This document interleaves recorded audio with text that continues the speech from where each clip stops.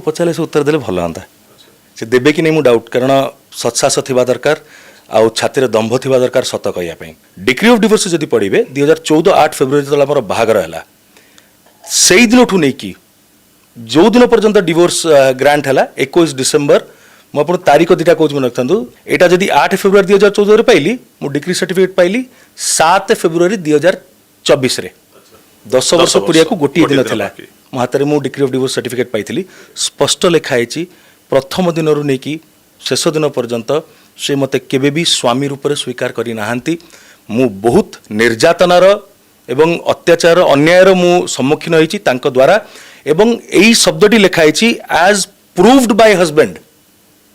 and as per her own depositions तांकर निजर जो से एविडेंस साक्ष्य देचन से ओथ रे से निजे स्वीकार करचंती जदि स्वामी रूप में मत प्रथम दिन जन जे स्वीकार करी नाहांती मुझे बाहाई केमी आप कहींपर